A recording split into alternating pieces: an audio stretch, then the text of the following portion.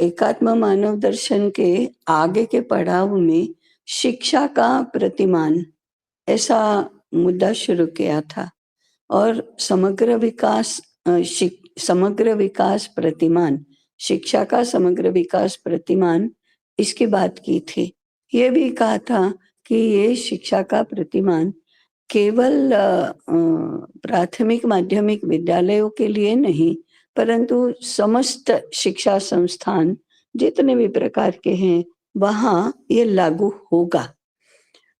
इस रूप में हमें उसको देखना भी है। फिर ये समग्र विकास प्रतिमान क्या है? तो हमने व्यष्टि, समष्टि, सृष्टि, परमेष्टि इस प्रकार से उसका आगे बढ़ाया था। और फिर व्यक्तिगत विकास क्या है, समष्टिगत विकास क्या है, सृष्टिगत और परमेष्टिगत विकास क्या है,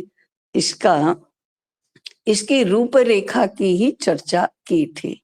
ऐसे समग्रता में इस समग्र विकास प्रतिमान के मुख्य में कोई बिंदु है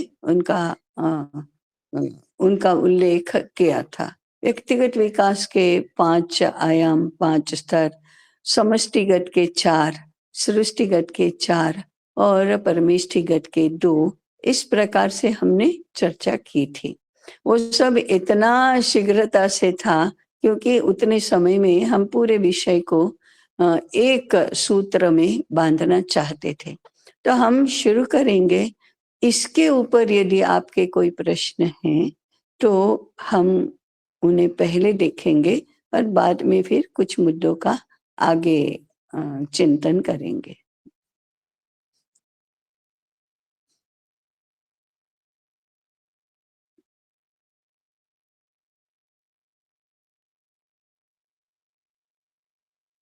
आपने पिछले सत्र में जो हमारा एक विषय को लेकर विषय सूची और उसकी मैपिंग जो है, ये विकास के चारों स्तरों पे उसकी मैपिंग करने की बात हुई थी। उसमें हमने उद्योग को एक विषय लेकर थोड़ा एक उदाहरण रूप में लिया था और अभी मैंने और ये भी एक निष्कर्ष रूप में पहुंचे थे हम कि हमारे पास जितने संसाधन हैं, उन संसाधनों को देखते हुए क्या विषय हम ले सकते हैं और उन विषयों में ये चारों आयाम विकास के इनका समावेश कैसे हो सकता है, ऐसा विचार करके ही हर शिक्षक ने अपने पाठ्यक्रम की तैयारी करनी चाहिए। ऐसा हमने बोला था। अभी इसमें उद्योग एक विषय के रूप में ये उदाहरण रूप में लिया था, लेकिन एक उद्योग एक विषय के रूप में मैं विद्या क्षेत्र में देखता हूं कि एक विषय के रूप में तो हम नहीं पढ़ाते हैं उद्योग। उससे संबंधित माने चीजें तो होती हैं, लेकिन उद्योग एक विषय के रूप में नहीं पढ़ाते हैं। अगर हमारे पास संसाधनों की कमी नहीं है, हाँ, और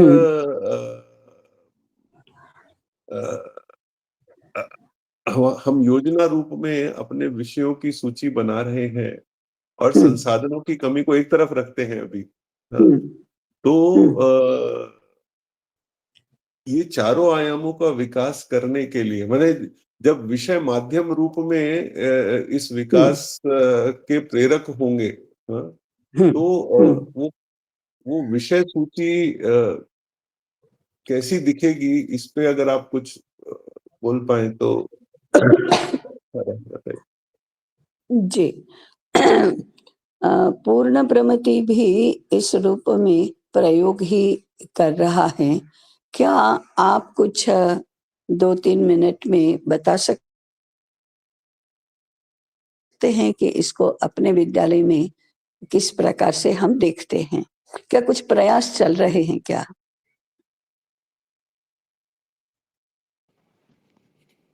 ताई, तो हमको भी इसी का एक चैलेंज है कि कैसे उसको उद्योग रूप में हम शिक्षण में देख सकते हैं।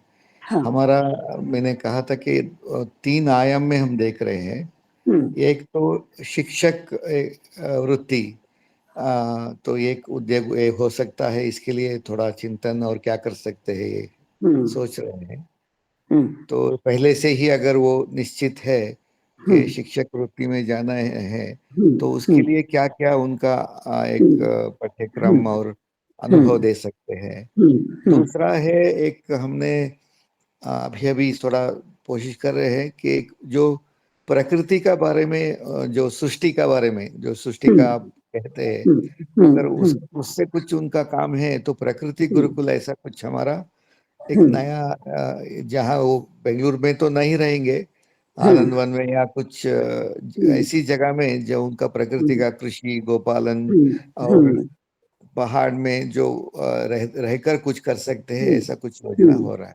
दूसरा, जो समाज का साथ, सामाजिक उद्योग हो सकता है। जो सामाजिक आज का समस्याएं है उनका, जैसे पारंपरिक दृष्टि से समाज को देखकर क्या समस्या है, उसका मौल्यों को रक्षण करने के लिए ऐसा भूमिका निभाने वाला उत्साह, ये भी सोच रहे। अभी इसका तो अभी इतना स्पष्ट नहीं है।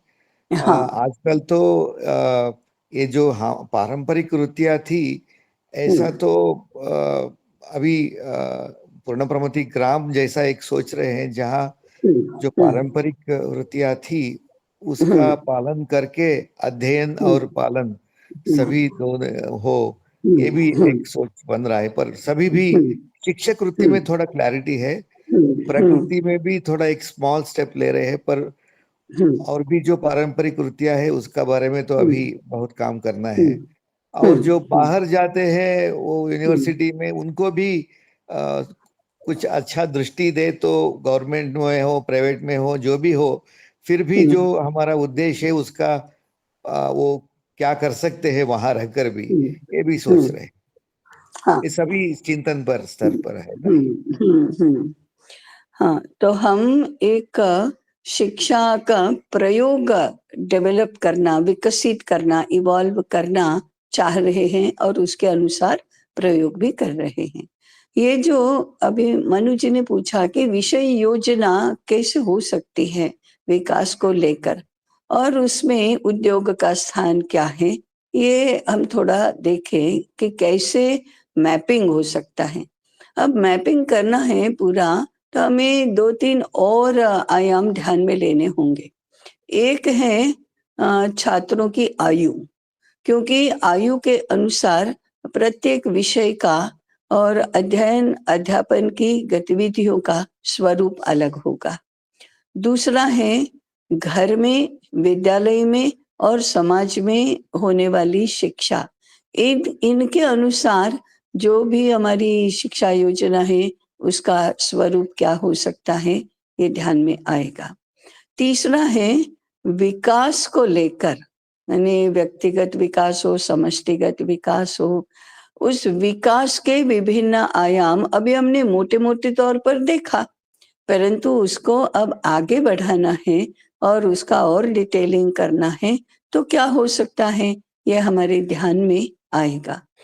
ऐसा यदि विश्लेषणात्मक चार्ट बनाना है तो विकास के हर पहलू का भी डिटेलिंग करना होगा और जो विषय हमारे सामने हैं उनका भी डिटेलिंग करना होगा।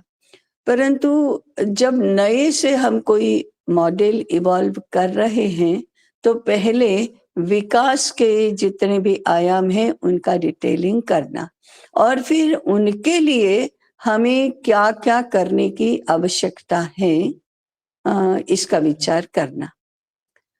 इसके अनुसार यदि हम बनाने का प्रयास करेंगे तो हम व्यक्तिगत विकास से प्रारंभ करते हैं। अब इसमें अन्नमय कोश का या अन्नमय आत्मा का विकास, तो इसके क्या पहलू हैं?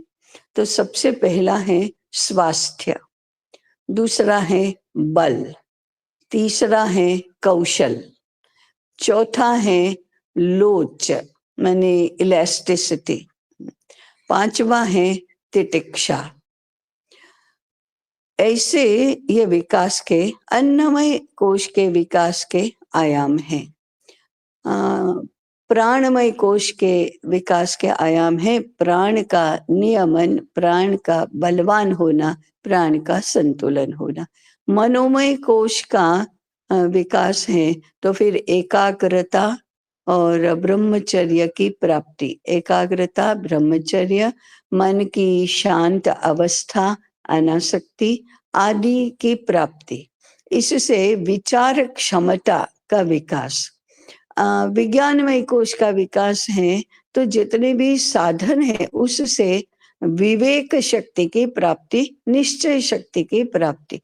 इसके लिए क्या-क्या आवश्यक है, ये अगर हमने देखा तो फिर प्राणमय कोश के विकास के लिए वैसे तो प्राणायाम को छोड़कर और कोई नहीं है। इसके आनुषंगिक लेंगे तो हम आहार, निद्रा इन 2 की बात तो हम अवश्य करेंगे।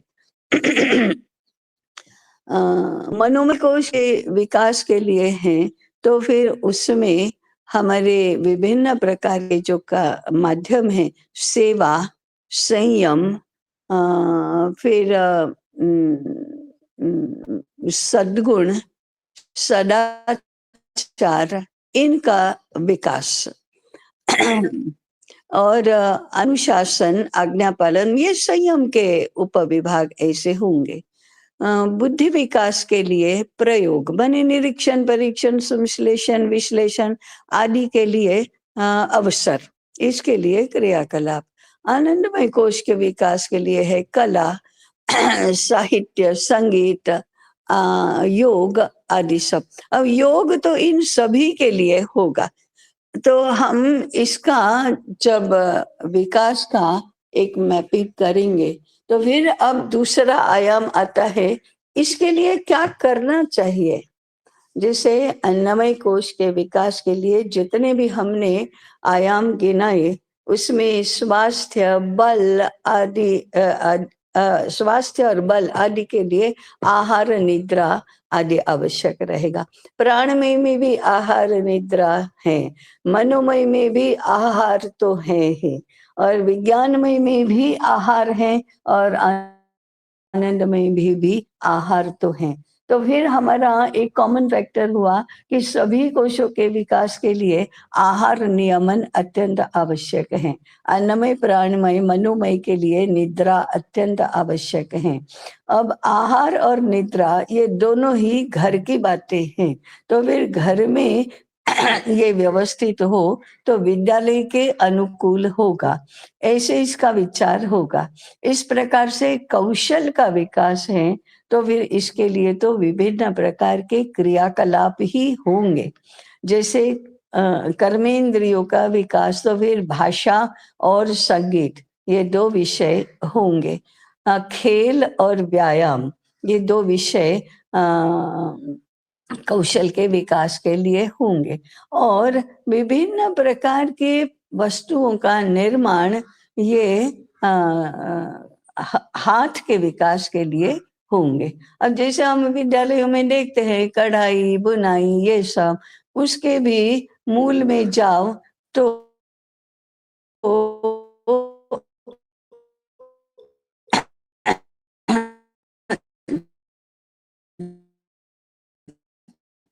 तह करने का कौशल, काटने का कौशल, चिपकाने, बेसिक बातों से शुरू करने की गतिविधियां। तो विभिन्न प्रकार के पदार्थ निर्माण करो तो उसमें भोजन बनाना, फिर मिट्टी का काम, कपड़े का काम, फिर चित्रकारी कहा तो कर्मेंद्रिय का कौशल तो है, बुद्धि का प्रयोजन भी है, परंतु सीधा सीधा आनंदमय कोश जुड़ता है।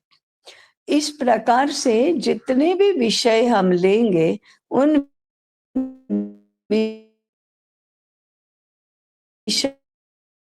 विषयों का एक आयामशः विश्लेषण करना, ये दूसरा हुआ। ये मुद्दा हमने गत सत्र में भी लिया था कि विषयों के आयाम देखो और विकास के आयाम देखो, फिर 1 to 1 रिलेशन करते जाओ, तो कौन सा विषय सबसे अधिक महत्वपूर्ण हमको लगता है ऐसी तालिका बनाते जाओ।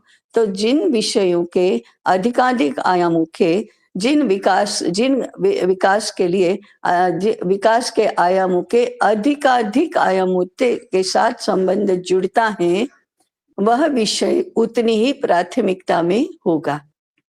इसकी एक्सरसाइज हमको व्यक्तिगत रूप से करनी होगी।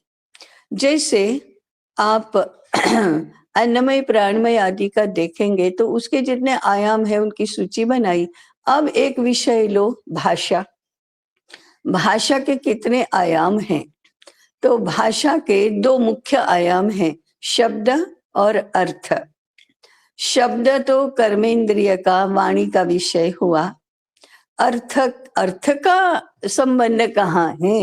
ये जब हम भाषा सिखाते हैं ना, तब ये अर्थ की बात जरा रह जाती है, शब्द की महत्वपूर्ण ऐसी आ जाती है। तो शब्द है, वह तो ध्वनि है। फिर शब्द है, वो हमारी वाक नाम की कर्मेंद्रिय से उत्पन्न होता है। और शब्द पंच महाभूतों में आकाश का गुण है। तो आकाश, शब्द तन्मात्रा और वाक इंद्रिय, इन तीनों का संबंध तो जुड़ा। अब ये जो शब्द ध्वनि रूप जो हमारी वाक इंद्रिय से निकलता है, उसका संबंध किससे है, माने क्या है वो? तो सबसे पहला है उच्चारण। हम तो उच्चारण शास्त्र पूरा, अब उच्चारण सही होना चाहिए।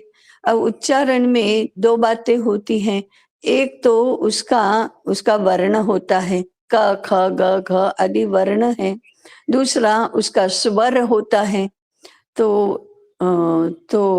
वर्ण और स्वर दोनों का ठीक होना ये भाषा के एक आयाम है। उच्चारण के साथ अब ये तो बोलना हुआ, बोलने के साथ साथ लिखना होता है, तो उसमें हाथ नाम की कर्मेंद्रिय भी जुड़ती है।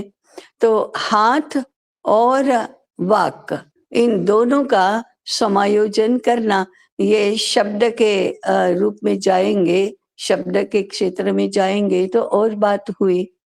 शब्द माने हमने अभी कहा कि वर्ण और स्वर। तो स्वर से हम संगीत की तरफ जाते हैं, स्वर से हम मंत्रोच्चारण की तरफ जाते हैं, स्वर से हम बोले हुए शब्द का, वाक्य का इंटोनेशन जो है उसकी ओर जाते हैं। जैसे हम विविध इंटोनेशन से एक वाक्य बोलते हैं। उदाहरण के लिए, हम गा रहे हैं, ऐसा बोला तो एक इंटोनेशन है। हम गा रहे हैं, इंटोनेशन अलग हो गया।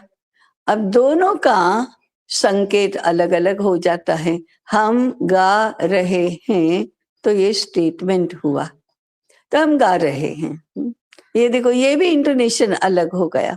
हम गा रहे हैं, ये क्या संकेत करता है कि देखो, हम कह रहे हैं कि हम गा रहे हैं, लेकिन ये गाना हुआ क्या, ऐसा हम पूछ रहे हैं। अभी शुरुआत ही हो रही है सत्र की, तो हम पूछे हम गा रहे हैं, इसका मतलब हम संगीत का प्रारंभ करेंगे, गाने का प्रारंभ करेंगे, ये भी उसका संकेत हुआ। तो इंटोनेशन के साथ संदर्भ बदलता है, इंटोनेशन के साथ अर्थ बदलता है। ऐसे शब्द और स्वर, वर्ण और स्वर दोनों को लेकर भाषा और संगीत ये आयाम बनते हैं। और भाषा में भी फिर बोलना और लिखना, तो लिखने में फिर लिपि जुड़ती है साथ में। अब लिपि ये ध्वनि रूप नहीं है, लिपि ये चित्र रूप है, आकार रूप है, ध्वनि का आकार रूप। ऐसा आप एक को लेकर जाएंगे तो कितना कितना कितना वो आगे बढ़ता है। ये विश्लेषणात्मक अध्ययन है। हम एनालिसिस कर रहे हैं, पृथक्करण कर रहे हैं, एक कंपोजिट होल है, समग्र है, उसके हम विभिन्न आयाम विश्लेषण कर करके जान रहे हैं। ये कैसे विश्लेषण होगा, कि क्या सहायक होता है उसमें? केवल हमारी बुद्धि ही सहायक होती हैं कि हम देखते जाते हैं, विचार करते जाते हैं, मन में तुलना करते जा रहे हैं, अनुमान करते जा रहे हैं, कार्य कारण भाव समझते जा रहे हैं, एक दूसरे के साथ संबंध जोड़ रहे हैं और फिर उसका इस प्रकार से विश्लेषणात्मक निरूपण करते हैं। अब भाषा में मैंने एक तो शब्द के बारे में कहा, उसमें वर्ण और स्वर और लिपि तीसरी आ गई, यदि लिखित स्वरूप है तो यह आ गया। दूसरा उसका जो अर्थ है, वो अर्थ कहाँ होता है? अर्थ डिक्शनरी में नहीं होता है, अर्थ जीवन में होता है। तो हम जीवन के जिस संदर्भ में जुड़े हैं उसको शब्द के माध्यम से कैसे व्यक्त करना, कैसे ग्रहण करना, कैसे समझना, कैसे उसके ऊपर आगे विचार और विश्लेषण करना, ये सारा अर्थ का डोमेन है। तो अर्थ जीवन के साथ जुड़ा है, शब्द वाक इंद्रिय के साथ जुड़ा है, तो भाषा का ये स्वरूप है। अब हम किस अर्थ के लिए भाषा का प्रयोग करना चाहते हैं, ये और आगे विश्लेषण होगा। अब मुझे लगता है कि इस प्रकार से सभी कोशों के विकास का ये करते जाएंगे तो हमें विषयों के स्वरूप के निर्धारण में बहुत सहायता प्राप्त होगी। अब जैसे अन्नमय कोश का विकास ये कहा, तो आहार हमने देखा कि आहार तो सभी कोशों के लिए आवश्यक है। आहार के बारे में फिर क्या क्या करना, क्या सीखना, तो खाना सीखना, क्योंकि हम यदि प्राथमिक माध्यमिक प्रारंभ क्या है, खाना, तो भोजन के संबंध में जो भी बातें हैं वो सारी हमारे पाठ्यक्रम का हिस्सा तो होनी चाहिए। विद्यालय में वो प्रबोधनात्मक होगी, ज्ञानात्मक होंगी, परंतु घर में वो क्रियात्मक होंगी। भोजन करने के साथ साथ फिर भोजन बनाना ये होगा। तो भोजन करना और बनाना, इससे जो विषय आता है वो है आहार शास्त्र। फिर आहार शास्त्र जिस विषय का अंग है वह है आरोग्य शास्त्र, संस्कार शास्त्र, फिर संस्कृति शास्त्र, इन सब के साथ जुड़ा है। फिर कृषि के साथ जुड़ा है, फिर भौतिक विज्ञान के साथ जुड़ा है, उद्योग के साथ जुड़ा है। ऐसे आप देखते जाएंगे तो ऐसा विश्लेषणात्मक सारा एक चार्ट तैयार होगा कि एक और जाओ तो कहाँ दूर जाना होता है। एक मुद्दा ये हुआ, ये करते फिर हम आते हैं, अच्छा अभी हम 8 से 10 वर्ष के छात्रों का विचार कर रहे हैं। तो एक विषय लिया ना, शब्द और अर्थ, इसमें क्या क्या लेंगे, क्या क्या कंपोनेंट्स होंगे। ये शब्द को लिया तो उच्चारण ठीक होना है, तो किस आयु में इसको एड्रेस किया जाता है, उच्चारण कब ठीक होगा। तो सामान्य नियम है, जब कंठ और स्वर यंत्र, कंठ माने स्वर यंत्र या उच्चारण से जुड़े सारे शारीरिक अवयव अंग ये कोमल होते हैं, तब उच्चारण नियमन में लाया जा सकता है, तब उच्चारण सही सिखाया जाता है। इसका अर्थ है कि उच्चार शुद्ध होना ये शिशु वाटिका में सबसे महत्वपूर्ण विषय बनेगा, प्राथमिक विद्यालय में सबसे महत्वपूर्ण विषय बनेगा। और इसको थोड़ा सा देखेंगे तो परंपरा में कंठस्थीकरण, ये शिशु वाटिका और प्राथमिक विद्यालय के प्रथम कक्षा 1 कक्षा 2 आयुगत 5 6 7 यह महत्वपूर्ण विषय है। कंठस्थीकरण ये शिक्षा का भी एक महत्वपूर्ण आयाम हुआ।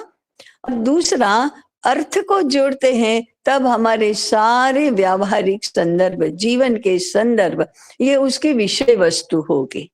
कंठस्थीकरण ये एक कर्मेंद्रिय की कुशलता, उच्चारण की कुशलता प्राप्त करने के लिए माध्यम हुआ, तो उसकी जो विषय वस्तु है वह सारा हमारा सांस्कृतिक संदर्भ होगा, व्यवहार ज्ञान होगा, ये आएगा। तो उसके हम विषय वस्तु के रूप में फिर क्या लेते हैं? मंत्र लेते हैं, मंत्रों का उच्चारण ये विषय वस्तु है। गीत ये विषय वस्तु है। कहानी ये कहानी बताना ये विषय वस्तु है।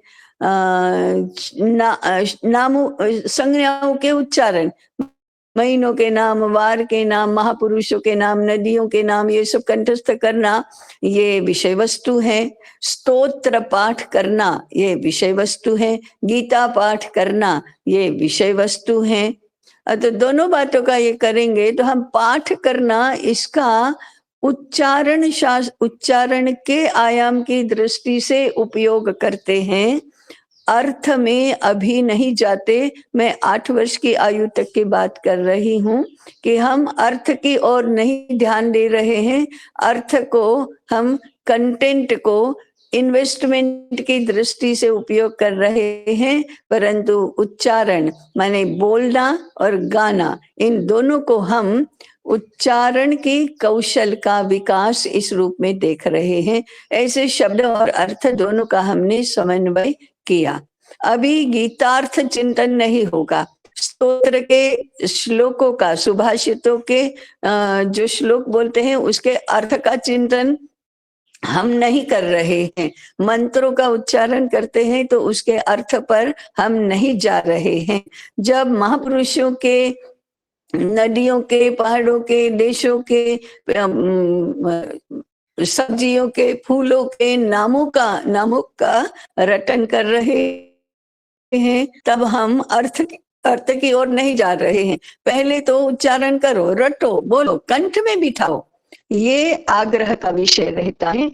धीरे धीरे 5 वर्ष के बाद, 6 वर्ष के बाद अर्थ को भी हम ध्यान में लेते जाते हैं, तो फिर गीतार्थ चिंतन शुरू होता है। व्यवहार के साथ जो जुड़ा है सारा, उसके अर्थ का चिंतन शुरू होता है। इस प्रकार से भाषा विषय का विकास शिशु वाटिका से लेकर ऊपर तक, ऊपर की कक्षाओं तक आगे चलता रहता है। मैंने केवल अभी बहुत प्राथमिक स्वरूप का शब्द और अर्थ का शिक्षा का स्वरूप बताया, उसका आयाम बताया। आगे आगे चलकर आपको शब्द के रूप में भी और विकास होगा, अर्थ के रूप में भी आगे विकास होगा। तो उसके साथ जुड़ते जाएंगे ये व्याकरण, निरुक्त, ये सारे आयाम इसमें जुड़ते जाएंगे। व्याकरण के विभिन्न कौशल, शब्द और अर्थ दोनों साथ में जोड़कर अलंकार, समास, संधि, विराम चिन्ह, विभिन्न प्रकार के वाक्यों की रचना, ये जुड़ता जाएगा। अर्थ के संदर्भ में फिर सारांश समझना, कॉम्प्रिहेंशन, ये आएगा। फिर उसकी संकल्पनाओं की समझ, ये आगे आएगा। फिर उसमें अर्थ में 3 होंगे, वाच्यार्थ, लक्ष्यार्थ और ध्वन्यार्थ, ये आगे जुड़ता जाएगा। और आगे होगा रस ग्रहण, जिसको अंग्रेजी में अप्रिसिएशन कहते हैं, परंतु केवल उतना ही नहीं है रस ग्रहण, तो फिर उसमें आनंद की अनुभूति, यहाँ तक ये भाषा विषय जाएगा। तो ये सारा मैंने जो अभी बोल दिया वो थोड़ा सा कॉम्प्लिकेटेड या फिर जंगल की तरह लगेगा, परंतु ये हर शिक्षक को थोड़ा समय देकर इस प्रकार का विश्लेषण करना चाहिए। इसलिए मैंने कहा था एक्सरसाइज करो, बहुत ज्यादा एक्सरसाइज। जैसे हम शरीर के अंग प्रत्यंग के विकास के लिए व्यायाम करते हैं, उसी प्रकार से यह बौद्धिक व्यायाम है हमारे पाठ्यक्रम के विभिन्न छोटे और बड़े आयामों को विश्लेषणात्मक पद्धति से समझने के लिए और उसके बाद संश्लेषणात्मक पद्धति से समझने के लिए। मुझे लगता है कि मैं कोई बहुत स्पष्ट प्रकार का विश्लेषण करना आवश्यक है, अभी जैसे हमारे शिक्षा के बोर्ड रहते हैं, सीबीएसई हुआ, सीएसई हुआ, ऐसा भी मैं कभी कभी सोचता हूँ कि ये विश्लेषण उन बोर्ड में जो लोग बैठे हैं, उनसे एसोसिएटेड लोग हैं, उन्होंने ये विश्लेषण तो किया होगा और उसके आधार पर ही कुछ पाठ्यक्रम बनाया होगा। उनका विश्लेषण में हम बोल सकते हैं कि शायद कुछ कमी रही हो या कुछ रहा हो, लेकिन उसके आधार पर उन्होंने एक करिकुलम, पाठ्यक्रम बनाया होगा। लेकिन क्योंकि शिक्षकों ने जिनके माध्यम से ये करिकुलम डिलीवर होगा, उन्होंने ये विश्लेषण नहीं किया, तो उनको नहीं मालूम है कि इसको कैसे और किस उद्देश्य से इस विषय पकड़ के चलना है। तो ये शिक्षकों का विश्लेषण मैंने बार बार भी हो रहा है, तो शिक्षकों का विश्लेषण होना चाहिए और अपने विषय को लेकर तो होना ही चाहिए। बच्चों को जब हम छात्र के शिक्षक बनते हैं, तो छात्र को बीच में रखकर विषयों का इस रूप का विश्लेषण सभी शिक्षकों को करना चाहिए। ऐसा तो समझ में आ रहा है। हाँ, बिल्कुल सही बात है। होता क्या है, प्रश्न क्या है इसमें? वैसे जब शिक्षा शास्त्र का एक विषय है कि पाठ्यक्रम निर्धारण के सिद्धांत क्या है, तो उसमें ये सारे विषय तो आते हैं, परंतु वो इतने सतही होते हैं कि वास्तव में उसका कोई उपयोग ही नहीं होता। एक सामान्य समझ ऐसी बनती है कि बीएड में जो भी प्रशिक्षण प्राप्त हुआ है, उसका व्यवहार के कक्षा शिक्षा में कोई उपयोग नहीं है। यही एक सामान्य सिद्धांत बनता है सबका। तो बीएड करने के लिए कर देते हैं, कक्षा में अच्छा पढ़ाने के लिए नहीं करते हैं, पढ़ाना सीखने के लिए नहीं करते। ये हमारी जो सिस्टम बनी है, उस सिस्टम का बहुत बड़ा दोष है। जो पाठ्यक्रम निर्धारण करते हैं, उनको विषय वस्तु क्या होनी चाहिए इसके साथ बहुत ही कम संबंध रहता है।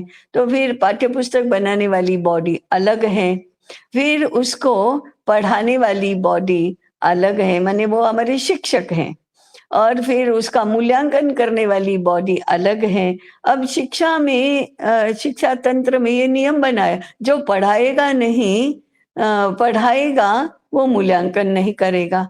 ये किस आधार पर स्थापित है? तो वो पक्षपात करेगा। हमने ही जो पढ़ाए हैं जिनको, तो उनको पास ही कर देंगे, उत्तीर्ण नहीं कर देंगे, क्योंकि हमारी कक्षा का परिणाम अच्छा आना चाहिए, रिजल्ट अच्छा आना चाहिए, या हमारा फेवरेट छात्र है, उसको तो हम ज्यादा नंबर दे देंगे। इस अविश्वास के आधार पर ये बनाई जाती है व्यवस्था कि जो पढ़ाएगा वह मूल्यांकन नहीं करेगा। वास्तव में शिक्षा का सिद्धांत है, जो पढ़ाएगा वही तो मूल्यांकन कर सकता है, और कौन कर सकता है? ये शुद्ध बुद्धि, प्रामाणिकता, इसके ऊपर विश्वास करके बनाया गया सिद्धांत है, और ऐसा ही होता है। अब विश्वास और अविश्वास, ये तो हमारे राष्ट्रीय संकट, चरित्र के संकट हैं, ये ज्ञान के संकट नहीं है। तो ऐसा होता है कि जितने आयाम हैं वो सारे एक दूसरे के साथ संबंधित हैं। तो ये सारा बनाने वाली बॉडीज हमारे शिक्षा तंत्र में अलग अलग हैं। इसलिए पाठ्यक्रम का पाठ्यपुस्तक के साथ संबंध नहीं, पाठ्यपुस्तक का पढ़ाने की, अध्ययन अध्यापन की पद्धति के साथ संबंध नहीं, जो पढ़ा रहा है उसकी वृत्ति प्रवृत्ति के और कौशल के साथ संबंध नहीं, और उसका मूल्यांकन के साथ संबंध नहीं। फिर इसमें सारा ऑब्जेक्टिव ऑब्जेक्टिव ऑब्जेक्टिव इतना चलता है कि ऐसे ही प्रश्न पूछो कि कोई अनाड़ी भी उसका मूल्यांकन करे तो एक जैसा ही होगा। इसलिए ऑब्जेक्टिव प्रश्न और ऑब्जेक्टिव प्रश्नों के उत्तरों की तालिका, फिर इसको मैकेनाइज्ड व्यवस्था बनाओ मूल्यांकन की, ऐसा ये विपरीत तंत्र हो जाता है। ये बोर्ड्स वगैरह की सारी रचना तांत्रिक और यांत्रिक ही हो गई है, वो शैक्षिक और जीवंत नहीं रही है, इसलिए ऐसा होता है। परंतु हम जब पूर्ण प्रमिति हो या विद्या क्षेत्र हो, करना क्या चाहिए? तो जो पढ़ाएगा वही इन सारी बातों का निर्धारण करेगा। शिक्षक इज द की पर्सन, की पर्सनैलिटी, और ये सारे आयामों का विचार उसने ही करना है। और शिक्षक को मार्गदर्शन कौन कर सकता है, वो किससे पूछ सकता है? तो अपने जिसके ऊपर, जिसके ज्ञान और कौशल पर विश्वास है, ऐसे अन्य शिक्षक को ही पूछ सकता है ना। अनुभवी शिक्षक का मार्गदर्शन प्राप्त कर सकता है, सुज्ञ विद्वान ऐसे शिक्षक का मार्गदर्शन प्राप्त कर सकता है। ऐसा कोई नहीं मिलता है तो अपने ही ट्रायल एंड एरर पर, अपने ही प्रयोग पर विश्वास करके उसे ये करना चाहिए। अब वो यशस्वी हुआ कि नहीं, वो तो परिणाम दिखाता है। अरे छात्र को कुछ आता जाता ही नहीं है, तो हम क्या पढ़ा रहे हैं, फिर कैसे पढ़ा रहे हैं, क्यों पढ़ा रहे हैं? क्या उसका स्तर तो अब 6 वर्ष की जिसकी बुद्धि है, उसको क्या 10 वर्ष वाला पढ़ा रहे हैं? तो समझ में आएगा, तो हमारे ध्यान में आएगा कि अरे इसको तो आता ही नहीं है। कैसे आएगा? क्योंकि उसका बुद्धि का पात्र थोड़ा छोटा है, हम इतना सारा उसको नहीं पढ़ा सकते। एक ही आयु के दोनों छात्रों की योग्यता अलग-अलग हो सकती है, क्षमता अलग-अलग हो सकती है। दोनों को एक ही बात, एक ही वॉल्यूम, माने एक ही ये क्वांटिटी देंगे, तो एक को तो डाइजेस्ट हो जाएगा, दूसरे को नहीं हो जाएगा। ये देखना, ये भी शिक्षक के लिए ही संभव है ना, जो पढ़ा रहा है उसको, या फिर जिस समाज में वो जा रहा है, वहाँ समझ में आ सकता है। इसलिए फिर अभिभावक और शिक्षक इन दोनों की चर्चा उस छात्र को लेकर होनी चाहिए। ऐसा इसका व्यवहार शास्त्र है। तो हम सब उल्टा कर दिया है, कहीं और से पाठ्यक्रम, कहीं और से पाठ्य पुस्तक आती हैं, और फिर ये मूल्यांकन का तंत्र विकसित हो जाता है, परीक्षा का स्तर तय हो जाता है।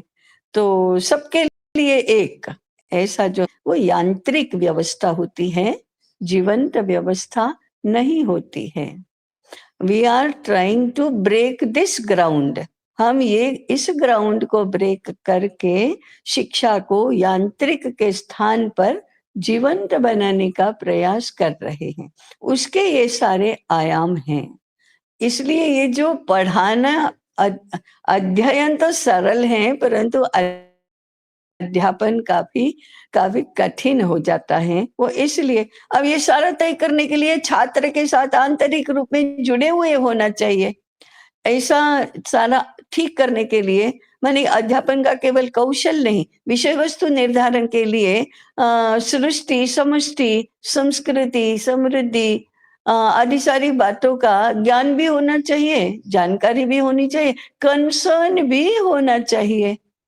ऐसा सारे आयाम इसके एक दूसरे के साथ जुड़े हैं, और इन सब में शिक्षक इज द की पर्सन। उसको ये सब ध्यान में आना। अब अनुभवी जो होते हैं ना, उनको अभी बोलने में हमारा जितना समय गया उतना समय नहीं जाता है, उसको तुरंत पता चलता है।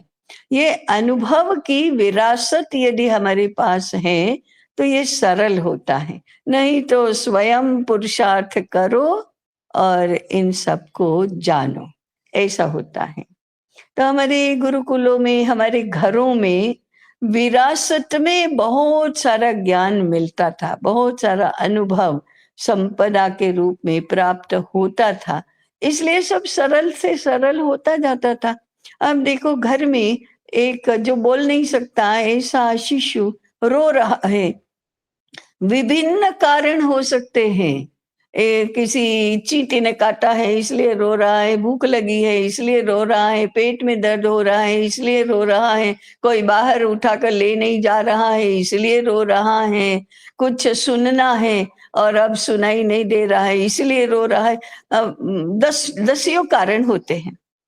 अब ये जानने का कोई मीटर है क्या? दूसरा एक्सटर्नल मीटर है क्या? एक्सटर्नल मीटर तो कोई है नहीं। अगर मीटर होता तो अप्लाई करना कैसे मीटर का, इसका ज्ञान पहले कोचिंग क्लास में जाकर लेना पड़ता माता को। परंतु माता को, दादी को समझ में तुरंत आता है कि वो ये रो क्यों रहा है, तो तुरंत उसका उपचार हो जाता है। इसके लिए 5 मिनट भी नहीं लगते। लेकिन अनाड़ी है, कोई अनुभव की विरासत ही नहीं है, तो पुस्तक पढ़ो। शिशु के रोने के विभिन्न कारण। अब ये इनमें से कौन-सा कारण यहाँ लागू है, इसके लिए परीक्षण करो, निरीक्षण करो। वो करते-करते तो उसका रोना भी बंद हो जाएगा और सो जाएगा। अरे! ये तो रो नहीं रहा है, कैसे समझ में आएगा? तो रुलाओ फिर उसको। ऐसा बेढप ढंग से हमारी विद्यालय की शिक्षा भी चलती है फिर। समझ में आया हम क्या नाटक चल रहा है सब? जी, ताई। हाँ।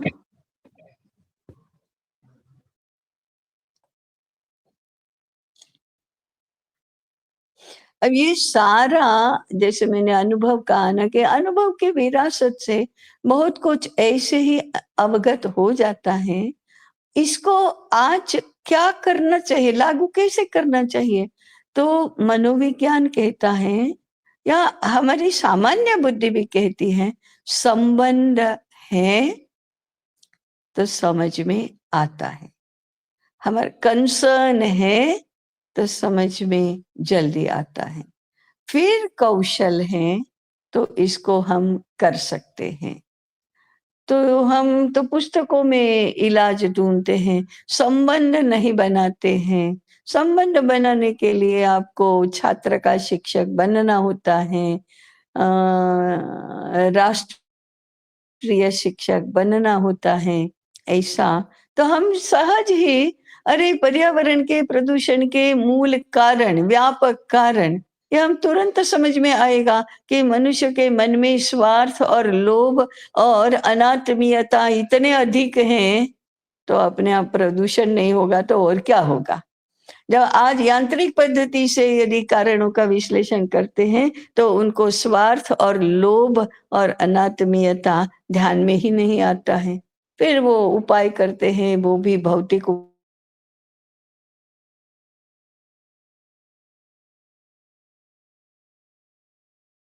ऐसे उपाय नहीं करते। अरे आपका लोभ कम करो, इसकी शिक्षा पर्यावरण विषय में या विज्ञान विषय, भौतिक विज्ञान विषय में नहीं दी जाती, ये योग में दी जाती हैं, ये धर्मशास्त्र में दी जाती हैं कि पहले अर्थ कम करो, अनात्मीयता दूर करो, ये तो योग का विषय हो गया, अध्यात्म का विषय हो गया। ऐसे दृष्टि बदलना, ये सारा जो है उसकी हमारी दृष्टि बदलनी चाहिए, तभी ये बातें अंदर से बाहर की तरफ आ।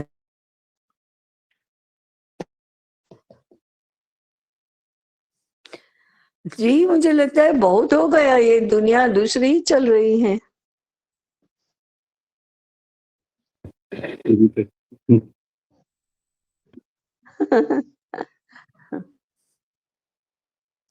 अब होश बचा है, सुनते-सुनते तो प्रश्न भी पूछिए। जी, ताई, राजेंद्र जी का प्रश्न है। हाँ जी, राजेंद्र जी, नमस्कार। हुँ,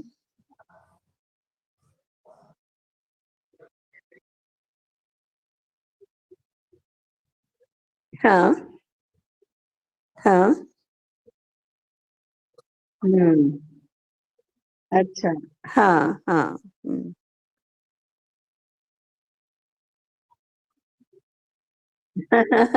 हाँ, हाँ, हुँ, हुँ, हाँ, हाँ जी, हाँ जी, हुँ,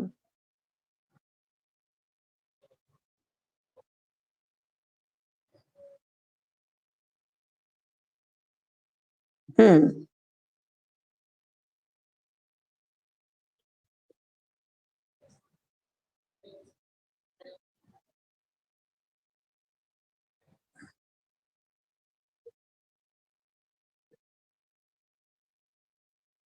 हाँ, हुँ, हुँ, हुँ, हुँ, हुँ, हुँ।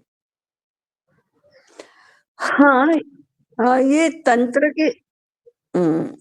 तंत्र की समस्या तो है ही, और अनात्मीयता और स्वयं प्रेरणा, ये 2 बातें भी होती है ना, कि उनको बताने वाला, उनको उनसे अपेक्षा करने वाला, उनके सामने जो प्रस्तुत कर रहा है उसका और सुनने वाले का संबंध, सुनने वाले और बोलने वाले दोनों के बीच में कैसा बैठा है? बताने वाले की ओर से ये संबंध स्थापित हुआ है कि नहीं? सुनने वाला भी यह संबंध स्थापित करता है कि नहीं? जब ये संधान होता है, तो जो संप्रेषण है ना, वो थोड़ा प्रभावी होता है। लेकिन इसकी बहुत मर्यादा है, क्योंकि एक बार में बोलना है, फिर तो उनको जाना है, फिर बार-बार बात होने वाली नहीं है। कोई भी इस प्रकार का व्यवहार, कम्युनिकेशन का व्यवहार होने वाला नहीं है। इसलिए उसका जो प्रभाव है, वो थोड़ा सीमित है। दूसरा स्वयं प्रेरणा, वो शिक्षक जो है, उसकी अपनी इच्छा कितनी है, अपनी प्रेरणा कितनी है। जैसे अच्छे शिक्षकों का, आज वो विषय शिक्षक, छात्र के शिक्षक इसमें आता ही है। अच्छे शिक्षक किसको माने जाते हैं? अपना विषय एकदम खाटू, वो ऐसे नींद में से उठाकर भी कहो तो वो तुरंत बोलने लगेगा, पढ़ाने लगेगा। तो कभी भी किसी भी प्रकार का प्रश्न पूछो तो उसका उत्तर दे देगा। इसकी बहुत प्रतिष्ठा है, विषय के शिक्षक की बहुत प्रतिष्ठा है। तो उसकी, शिक्षक की स्वयं प्रेरणा भी अपने विषय को अच्छी तरह से जानो और बताओ, इसमें रहती है। परंतु छात्र के शिक्षक की स्वयं प्रेरणा कितनी रहती है? नहीं, नहीं, मेरे छात्रों को अच्छा आना ही चाहिए। क्यों नहीं आ रहा है? ये देखो। फिर कैसे आएगा? ये देखो। फिर वो प्रयोगशील भी होता है, फिर वो उसके साथ बातचीत करता है, उसका भला चाहता है, उसको हर प्रकार से ऊपर उठाने का प्रयास करता है, उसके गुण दोष देखता है, फिर दोषों का परिमार्जन करने का प्रयास करता है, गुणों के संवर्धन का प्रयास करता है। क्षमता देखकर उसको ये इतना जल्दी-जल्दी और इतना अधिक एक साथ नहीं पढ़ाना चाहिए, ये तय करता है। अब कभी-कभी ऐसा तय करना उसके हाथ में नहीं होता है, क्योंकि पाठ्यक्रम का समय का मीटर तो चलता रहता है। नहीं, नहीं, इतने समय में इतना तो पूरा ही कर देना है। आ गया व्यत्यय, उसमें बहुत बाधा आती है उसके कारण से। तो विषय के शिक्षक बनना अपने हाथ में होता है। छात्र के शिक्षक बनना, वो छात्र के हाथ में, परिस्थिति के हाथ में, अन्य व्यवस्था तंत्र के हाथ में होता है, तो कठिन होता जाता है। देखो, राष्ट्रीय शिक्षक होना तो किसके लिए कितना कितना कठिन होता है, क्योंकि वो तो ना तो शिक्षा तंत्र चाहता है, ना तो विद्वज्जन चाहते हैं, उनको पता ही नहीं, अता पता नहीं किसी का, तो वो आगे नहीं बढ़ता है। ऐसे हमारी फील्ड की, क्षेत्र की बहुत सारी मर्यादाएँ इसमें बाधक बनकर आती हैं। तो फिर क्या होगा? जहाँ है, वहाँ जो हो सकता है, वह शुद्ध बुद्धि से, प्रामाणिकता से, जी-जान से, पुरुषार्थ से करो, और फिर अफ़सोस मत करो कि इससे ज़्यादा तो ये तो इतना ही हुआ करके, क्योंकि परिस्थिति ही ऐसी है। तो इसमें एक विचार आता है हाँ कि जी। जैसे हमारी अभी जैसे राजेंद्र जी पूछ रहे हैं, अभी हमने हुँ, बात की वो तो भूल जाते हैं, फिर अपना हुँ। रोज का कार्यक्रम चलता रहता है उनका। हाँ, हाँ, अभी हाँ। इसमें हुँ, जैसे हमारा बीएड का कोर्स है या एक हमारी हुँ, आचार्य अध्ययन योजना है, माने ये हुँ, दो एक्सट्रीम हम हुँ। समझ सकते हैं कि हाँ, शिक्षकों को तैयार करने के ये हाँ, माध्यम हाँ, हम समझ सकते हाँ, हैं। हाँ। तो अभी जैसे बैंगलोर में या संभल में हुँ, या हुँ। कहीं किसी भी जगह पर क्या हाँ, हमको इसका एक छोटा स्वरूप आचार्य हुँ, अध्ययन योजना का, शिक्षा हुँ, शास्त्र का, हुँ, हमारा जो भारतीय स्वरूप है, हुँ, ऐसा कुछ एक पाठ्यक्रम हुँ, जैसा हमको क्या बनाना चाहिए ऐसे आचार्यों के लिए जिनको मैंने अभी जैसे राजेंद्र जी का एक प्रभाव क्षेत्र है ना, उसमें 1500 छात्र शिक्षक या 2000 शिक्षक या जितने भी शिक्षक हैं वो उनको हैंडल करना चाह रहे हैं या देखना चाह रहे हैं या उनका विकास करना चाह रहे हैं। तो क्या ऐसा कुछ ऐसा पाठ्यक्रम चलाना चाहिए, एक शिक्षक के द्वारा ही दिया जाना चाहिए, हाँ, लेकिन क्या एक ऐसा पाठ्यक्रम होना चाहिए कि ये गहरा कैसे बैठे, ये एक सेशन में तो नहीं बैठ सकता है। नहीं। हाँ, तो ये हमारे गुरु थे लज्जाराम जी विद्या भारती में, तो ये आचार्य प्रशिक्षण के वर्ग होते थे अथवा बीएड के पाठ्यक्रम होते थे, उसके संदर्भ में कहते थे एक पढ़े लिखे व्यक्ति को, माने जिसको गणित, भाषा, इतिहास, विज्ञान ये सब बहुत अच्छी तरह से आता है, माने वो बहुत ही तेजस्वी छात्र रहा है, तेजस्वी अध्येता है, अब उसको शिक्षक बनाना है, शिक्षक के रूप में रूपांतरित करना है और अध्यापन करना है उसको, तो केवल तेजस्वी छात्र होने से तो नहीं चलेगा, क्योंकि वो तो स्वयं की क्षमता हुई स्वयं के लिए। अब तो दूसरा व्यक्ति जुड़ेगा ना, छात्र अध्येता या दूसरा व्यक्ति जुड़ेगा, तो जिसको आजकल हम प्रशिक्षण कहते हैं, ट्रेनिंग कहते हैं, एक तेजस्वी छात्र को शिक्षक बनाने के लिए जो प्रशिक्षण चाहिए उसके संदर्भ में वे कहते थे, अरे ये ऐसे बाहरी तामझाम की आवश्यकता नहीं है। समझो मैं शिक्षक हूं और मेरी अच्छी शिक्षक के रूप में मान्यता है, तो फिर क्या करो, 5 नए तेजस्वी छात्र जो शिक्षक बनने के लिए आए हैं उनको मेरे साथ जोड़ दो, फिर मेरी कक्षा में उनको भेजो, वे क्या करेंगे, निरीक्षण करेंगे, क्या पढ़ा रहे हैं, कैसे पढ़ा रहे हैं, वार्तालाप कैसे हो रहा है, कोई कठिन मुद्दे हैं तो फिर वो प्रश्न पूछ रहे हैं, प्रश्नों के उत्तर कैसे दिए जाते हैं, एक ही प्रश्न का उत्तर एक छात्र को ऐसा, दूसरे छात्र को ऐसा, कल दूसरे एक इस कक्षा में ऐसा, दूसरी कक्षा में ऐसा, कल एक और आज दूसरा, ये दे रहे हैं, तो ये सारा का सारा वो शिक्षक बनना देख रहा है, सुन रहा है, ग्रहण कर रहा है, ये एक आयाम हुआ। उसके लिए पाठ्यक्रम नहीं है, पढ़ने के लिए पाठ्यक्रम नहीं है, वो जिंदा शिक्षक के साथ रहकर ये ग्रहण कर रहा है। दूसरा क्या होगा, मेरे साथ 5 जुड़े हैं ना, कुछ समय के लिए मैं तय करूंगी कि उनको कितना समय के लिए, किसको कितना समय के लिए क्या करना चाहिए, तो ये देखा, सुना, ग्रहण किया, बाद में मुझे मेरे सहायक के रूप में काम करेंगे।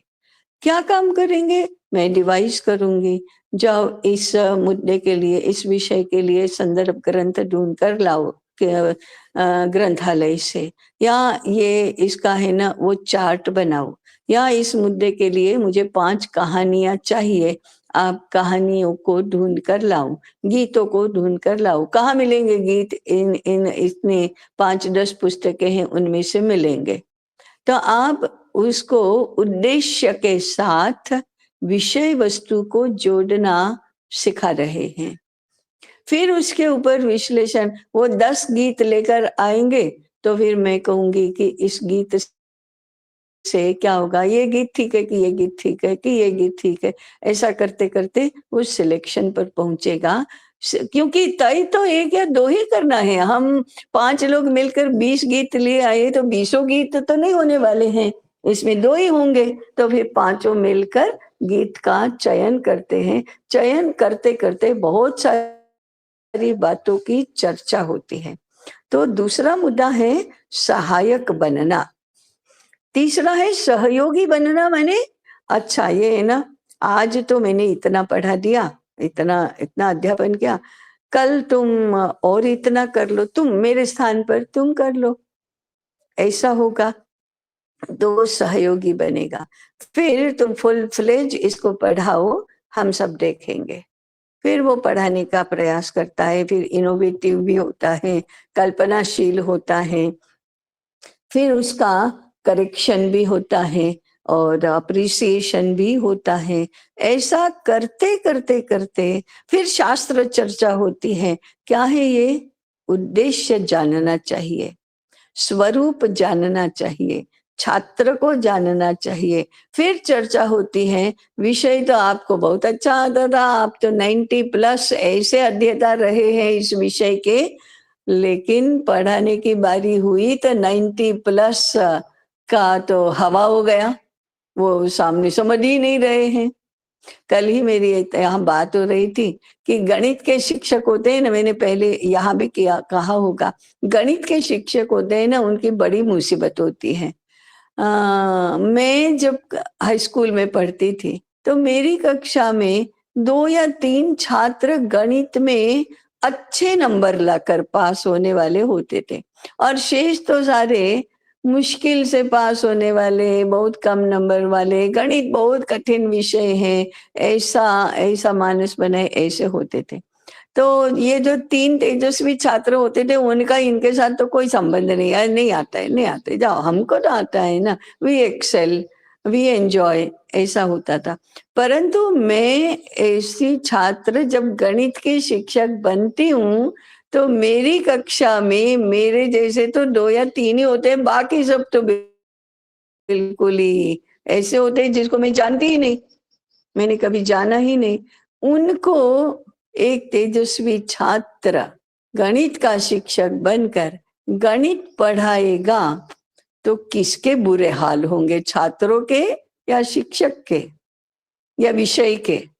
सारे बुरे हाल हैं, क्योंकि संबंध जुड़ा नहीं, संदर्भ बैठा नहीं। तो एक अनुभवी शिक्षक के साथ जब ये 5 होने वाले शिक्षक जुड़ते हैं, थोड़ा कम अनुभव वाले जुड़ते हैं, तो फिर उनको सही रूप में सीखना हो जाता है, उससे वो ज्ञान ग्रहण करते हैं। तो शिक्षा शास्त्र ये कोई अलग से बीएड की ट्रेनिंग नहीं होती। अब देखो, तांत्रिक रूप में ये सारा वहां पे होता है, उनके लिए प्रैक्टिस टीचिंग होता है, उनके लिए टीचिंग लर्निंग मटेरियल तैयार करना होता है, परंतु जीवंत व्यावहारिक संदर्भ के बिना होता है सब। तो it is all in isolation, छात्रों के साथ जुड़ा नहीं, कक्षा के साथ जुड़ा नहीं, विद्यालय के साथ जुड़ा नहीं, घर के साथ जुड़ा नहीं, समाज के साथ जुड़ा नहीं, राष्ट्र के साथ जुड़ा ही नहीं, ऐसा जुड़ाव नहीं होता है। तो इसलिए एक अच्छा विद्यालय, इसलिए आप सुनते होंगे कि विद्या क्षेत्र के लिए या फॉर दैट मैटर किसी भी हमारे शिशु मंदिर के लिए या किसी भी प्रकार की शिक्षा योजना के लिए अध्येता की शिक्षा और अध्यापक की शिक्षा साथ साथ चलनी चाहिए, और तीसरा अभिभावकों की शिक्षा साथ साथ चलनी चाहिए। हाँ, केंद्र में छात्र रहता है, परंतु संदर्भ के रूप में अध्यापक और अभिभावक दोनों ही रहते हैं, दोनों को ही शिक्षित होना है।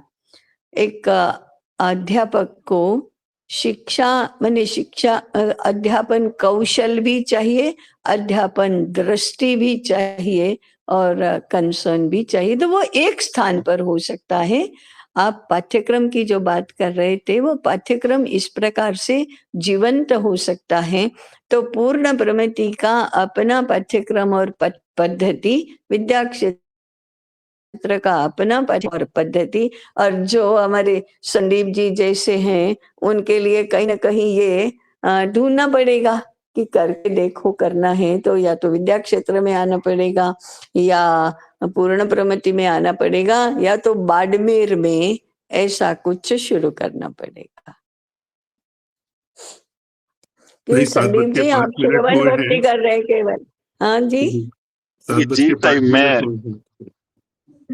हाँ, आज का तो बड़ा मुझे यूं लगता है आउटकम ओरिएंटेड रहेगा ये।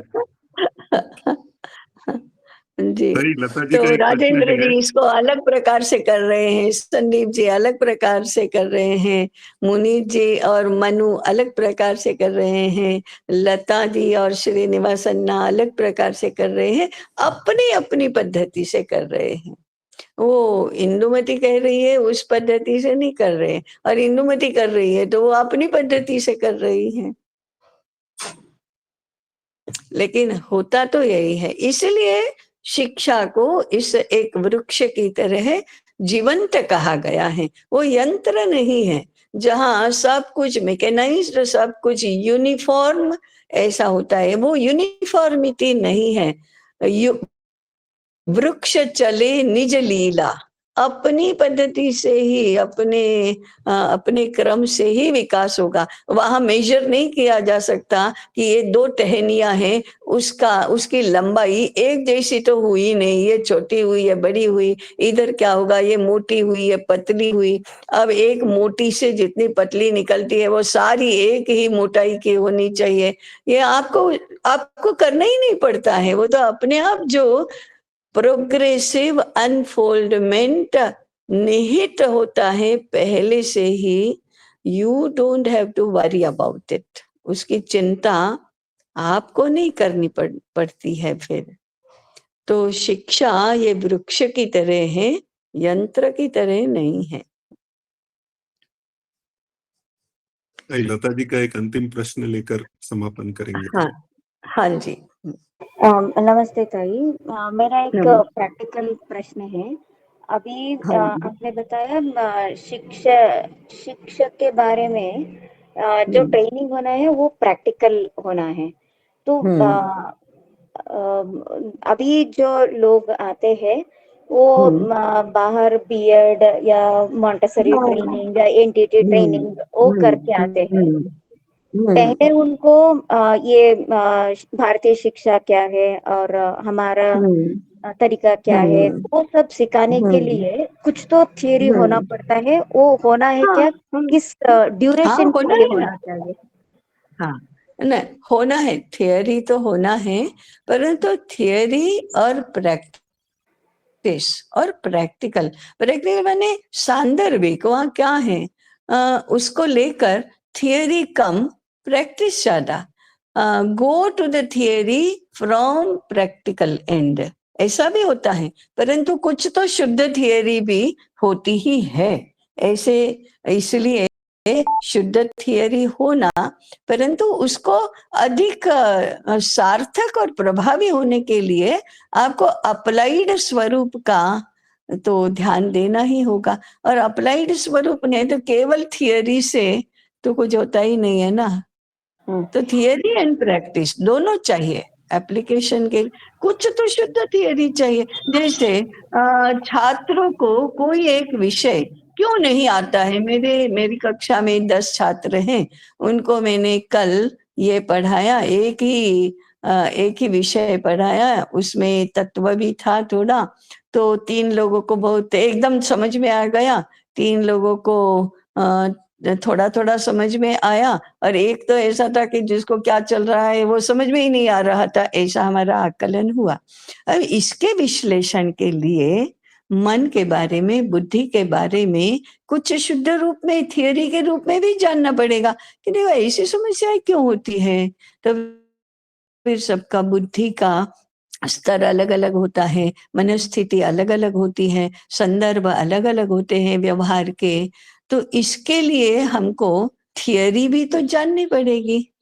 अरे ये हम कैसे पाठ्यक्रम निर्धारण करते हैं, क्या क्या करते हैं, इसका प्रैक्टिकली शुरू भी कर दिया तो थियरी तो जाननी ही पड़ेगी कि देखो ये विकास विकास विकास कहते हैं ना, और ये इसको विकास कहते हैं, और ये जो व्यवस्था व्यवस्था कहते हैं वो ये होता है, और ये प्रॉब्लम का केंद्र कहाँ है, स्रोत कहाँ है, ये भारतीय और अभारतीय इसमें है।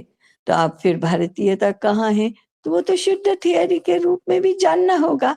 और बार बार आप अप्लाइड के उदाहरण देते रहेंगे, तो एप्लीकेशन के साथ तो जोड़ते रहना।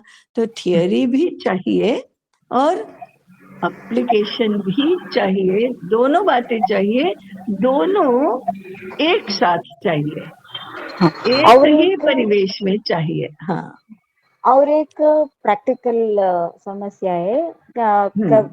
कहीं जगह पर वो मॉडल दिखाना पड़ेगा ना, वो अप्लाई कैसे हो रहा है, उसके हाँ लिए भी तो काम करना पड़ेगा। अभी ऐसा कुछ नहीं है ऐसा प्रैक्टिकली। नहीं।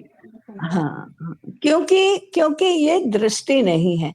मूलतः लर्निंग कैसे होता है ये पता नहीं, लर्निंग को फैसिलिटेट करने वाला टीचिंग कैसे होता है ये पता नहीं, इसकी ओर ध्यान देने की आवश्यकता है ये पता नहीं, क्योंकि न तो अध्यापन के प्रति कंसर्न है, ना तो उसके कोई संदर्भों की समझ है।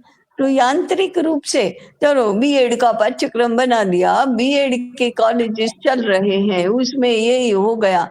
अरे यार ये क्या हो रहा है, तो देखो कितना समय और शक्ति व्यर्थ में ही खर्च हो रही है। इन सब के बारे में थोड़ा अभी हम क्या कर रहे हैं, घंटे भर से थियरी थियरी थियरी तो चल रही है। और फिर कुछ उदाहरण के लिए ये हमारे राजेंद्र जी भी आ गए, संदीप जी भी आ गए, और पूर्ण प्रमति भी आ गया, और पुनरुत्थान भी आ गया, और विद्या क्षेत्र भी आ गया। तो अप्लाइड के साथ साथ ही थियरी भी होती है। ये कितने ड्यूरेशन के लिए होना चाहिए था? ये अच्छा ड्यूरेशन क्या होता है थियरी हाँ, प्रैक्टिकल? ये फिर यांत्रिक व्यवस्था का हिस्सा है। कितना खाना चाहिए, 2 रोटी 4 रोटी? अरे नहीं, जितनी भूख है उतना खाओ, जितना पचा सकते हैं उतना खाओ। तो हमको जब लगे कि हाँ ये तो हो गया, ठीक हो गया, समझ में आ गया, लागू हो गया, हमारे सारे जो अध्यापक हैं वो सारे एकदम संतुष्ट हो गए, प्रसन्न हो गए, क्षमतावान हो गए, तब तक करो। ये 2 दिन में भी हो सकता है और 20 दिन में भी नहीं हो सकता है, ऐसा होगा।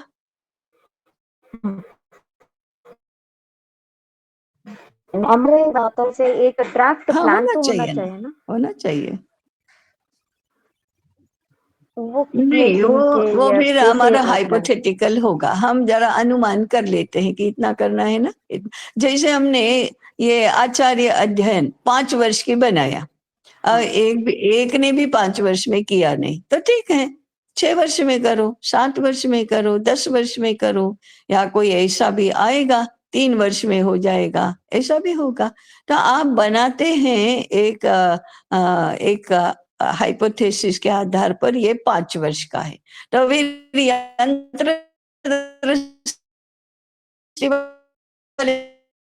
करेंगे, ओहो बोध अभ्यास प्रयोग प्रसार ऐसे 5 पद हैं इसलिए 5 वर्ष हैं, ऐसा नहीं है, ऐसा नहीं है।